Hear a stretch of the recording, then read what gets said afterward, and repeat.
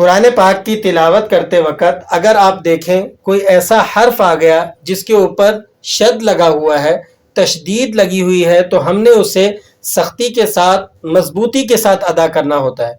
अब यहाँ पर देखें 26वें पारे सूरह मोहम्मद की आयत हमारे सामने मौजूद है, इसे पढ़ लेते हैं।